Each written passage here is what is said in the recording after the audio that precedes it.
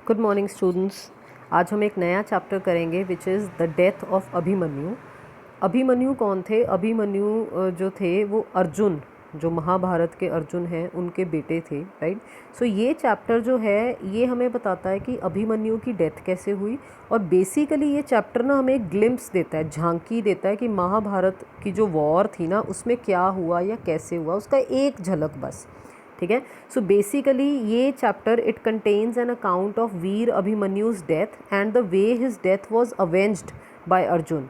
Avenged का मतलब कैसे अर्जुन ने अभिमन्यु की डेथ का बदला लिया। अवेंज मीन्स बदला लेना। And how does Arjun settle scores. Settle scores का मतलब हिसाब बराबर कैसे किया उन्होंने, राइट। सो चैप्टर जो है ये स्टार्ट जो इस चैप्टर में सिर्फ यहाँ से बताया गया है कि जब भीष्म पितामह जो थे ही फेल मतलब एक्चुअली वो मरे नहीं थे बिल्कुल एंड तक, जब तक वॉर ख़त्म नहीं हुआ था। बट फेल का मतलब है कि वो इतनी बुरी तरह ज़ख्मी हो गए थे कि वो he could not now fight. ठीक है। और भीष्म पितामह जो थे वो जो कौरव्स की साइड से लड़ रहे थे, जबकि पांडव्स जो थे उनकी तरफ से श्री कृष्ण जी। अब श्री कृष्ण जो थे वो लड़ नहीं सकते थे, वो पर फिर सिर्फ इतना कर रहे थे कि वो अर्जुन को गाइड कर रहे थे। और अर्जुन का जो चैरियट मतलब वो जो अर्जुन जिस रथ में से लड़ रहा था वो रथ जो थे वो श्री कृष्ण चला रहे थे, right. So when Bhishma fell, Karna was chosen to take his place as the commander in chief of the Kaurava family. अब कर्ण जो थे वो जो थे वो कौरवों के दोस्त थे। तो जब Bhishma Pitamah head commander in chief नहीं रहे तो कर्ण को बनाया गया कमांडर इन चीफ। पर उसने ऑफर डिक्लाइन कर दिया इन फेवर ऑफ द्रोणा। उसने क्या कहा कि मैं तो छोटा हूँ, द्रोणाचार्य जी जो है ना उनको बनाओ, who was older and more experience. क्यों? क्योंकि द्रोणाचार्य जो हैं वो ओल्डर हैं, उन्होंने ही इन सबको पांडवों और कौरवों को जो है वो लड़ना सिखाया, और साथ के साथ ही वॉज मोर एक्सपीरियंस्ड। ठीक है, उनको एक्सपीरियंस भी बहुत ज़्यादा था। तो दुर्योधन जो थे, जो सबसे बड़ा कौरव था, उसने रिक्वेस्ट की द्रोणाचार्य को कि प्लान वॉर की स्ट्रैटेजी मतलब कैसे क्या करना है आगे, वो इस तरह से प्लान करें कि युधिष्ठिर अरेस्ट हो जाए। अब अरेस्ट का मतलब ये नहीं है कि उसको पकड़ के जो है जेल में डाल देना है। यहाँ अरेस्ट का मतलब है कि युधिष्ठिर जो है वो घिर जाए या बंदी बना लिया जाए। और युधिष्ठिर कौन है? पांडवों का सबसे बड़ा भाई। ठीक है। सो अभी 11वां दिन है वॉर का, 11th डे वॉर का चल रहा है। द्रोणाचार्य जो है वो बैटलफील्ड में गया। बैटलफील्ड मतलब युद्ध का मैदान, रणभूमि, जहाँ he is determined to capture Yudhishthira. उसने आज ठान लिया आज तो मैंने युधिष्ठिर को बंदी बना के ही रहना है। और अर्जुन को ये वाली जो इंटेंशंस की किसी ने खबर दे दी थी। इंटेंशंस होता है इरादा। ठीक है। तो अर्जुन को ये पता था और वो पूरा कॉशियस मतलब पूरा ध्यान रख रहा था। और इसलिए कि अर्जुन का ध्यान युधिष्ठिर से हट जाए, in order to engage Arjun away from Yudhishthira, कि वो कहीं और फंस जाए, किसी और के साथ लड़ने लग जाए। तो सुशर्मा करके सुशर्मा के दो बेटे थे। उन्होंने क्या किया, अर्जुन के ऊपर ही एक माइटी एंड रेकलेस अटैक कर दिया। माइटी मीन्स बहुत बड़ा और रेकलेस मीन्स बिना सोचे समझे उन्होंने अर्जुन पे अटैक कर दिया। अब अर्जुन जो था उस दिन दो फ्रंट्स पे मतलब दो तरफ से लड़ रहा था। एक तरफ वो सुशर्मा के बेटों से लड़ रहा था, एक तरफ वो युधिष्ठिर का ध्यान रखने की कोशिश कर रहा था। सो बेसिकली उसकी अटेंशन भी और उसकी एनर्जी भी जो थी वो डिवाइड हुई थी। तो enemy made a desperate attack on Arjun to keep him engaged. मतलब जो एनिमी जो कौरवों की तरफ से एक बड़ा डेस्परेट होता है कि बस जैसे तैसे जैसे मर्जी कर लें, अर्जुन को उसके ऊपर ऐसा अटैक किया गया ताकि उसको एंगेज मतलब उसको उसका ध्यान भटकाया जा सके। अब अर्जुन जो था उसको डिफ़िकल्ट लग रहा था कि वो उस अटैक से ध्यान हटा के युधिष्ठिर का ध्यान रखे। और इस सिचुएशन का एडवांटेज लेके द्रोणाचार्य ने क्या किया, he made a most determined attempt to capture Yudhishthir.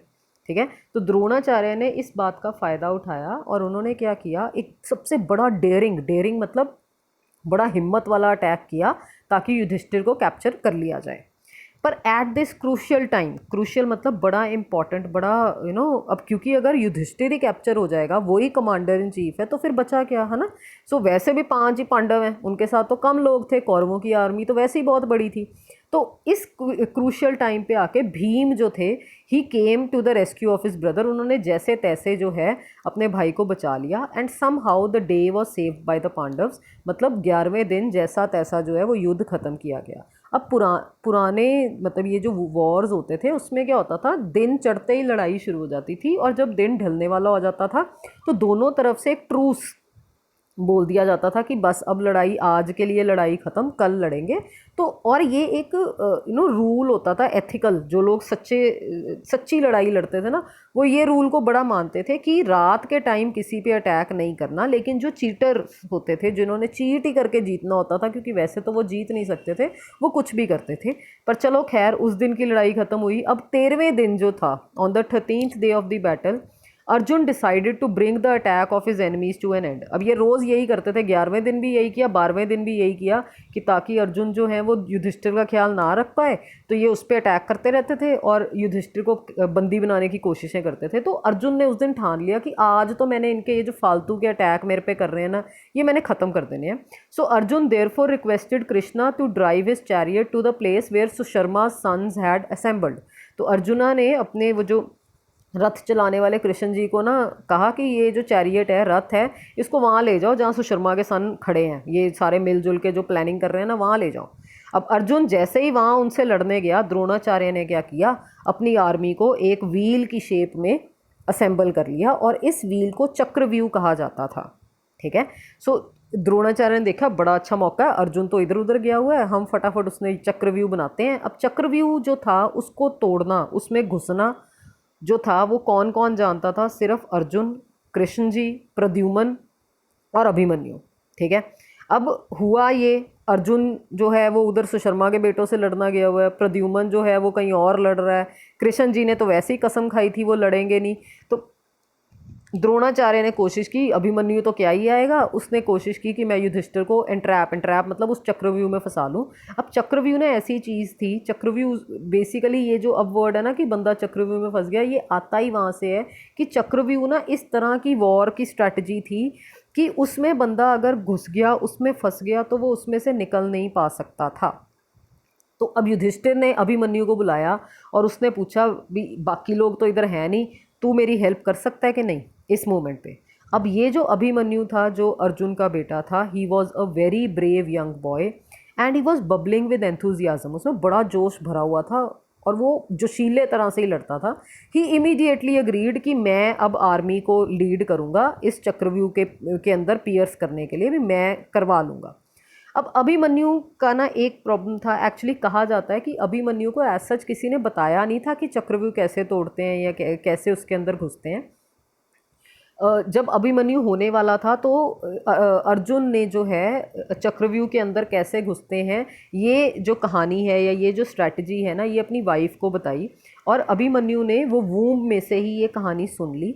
लेकिन प्रॉब्लम ये हुई कि जब अर्जुन पहुँचे उस पार्ट पे कि उस चक्रव्यूह के अंदर से बाहर कैसे आना है, उसको तोड़ के बाहर जिंदा कैसे आना है, उतनी देर में उनकी वाइफ जो है वो सो गई। तो अभिमन्यु को सिर्फ इतना पता था कि चक्रव्यूह के अंदर कैसे जाते हैं, उनको ये बिल्कुल नहीं पता था कि बाहर कैसे आते हैं। ठीक है।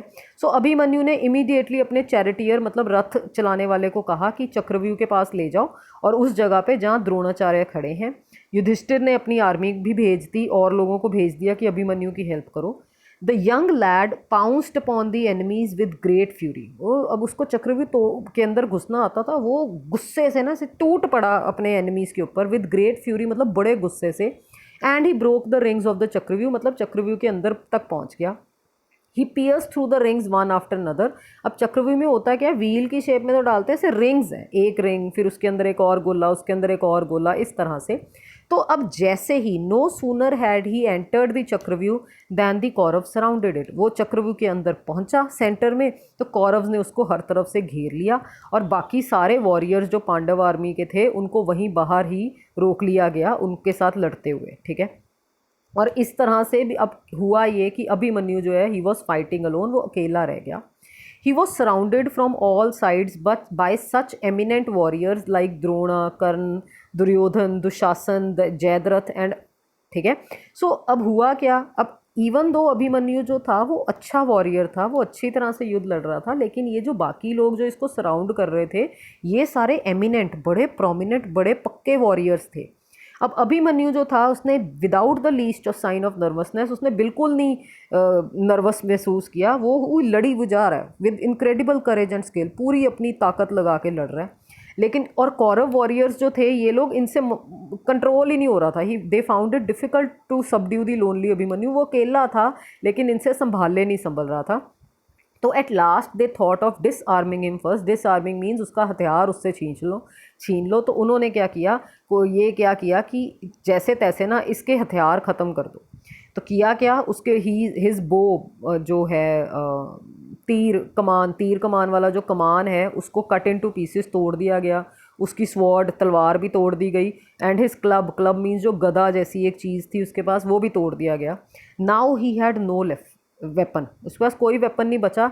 तो वो अपने चैरियट का व्हील उठा के ना, रथ का एक व्हील तोड़ के उससे लड़ रहा है। मतलब इतना ब्रेव था अभिमन्यु। एट लास्ट जैसे तैसे उन्होंने व्हील को भी तोड़ दिया। अब अनआर्म्ड एज ही वॉज, वो बेचारा अब उसके पास कोई हथियार कुछ नहीं था, कैसे लड़ता। तो कौरव वॉरियर्स ने उसको मार दिया।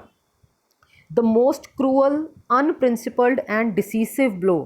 मोस्ट क्रूअल मतलब सबसे गंदा जालिम जो जुल्मी ब्लो था वो। अनप्रिंसिपल्ड मतलब चीटिंग, क्योंकि कहा जाता है कि सिर पे नहीं वार करते या जो भी, मतलब जो भी अनप्रिंसिपल्ड, जो प्रिंसिपल्स में नहीं था, उसूलों के खिलाफ था। एंड डिसीसिव मतलब जिसके बाद वो पक्का मर गया। वो किसने दिया, it was given by Jayadratha जो किंग ऑफ सिंधुस था and husband of Duryodhana sister. तो जयद्रथ ने सबसे गंदा वार किया। वो सिंधुस का किंग था और दुर्योधन की बहन का हस्बैंड था। और इस तरह से अभिमन्यु की जो है वो डेथ हो गई। अब इस डेथ का बदला कैसे अर्जुन ने लिया, ये हम second part of the video में देखेंगे।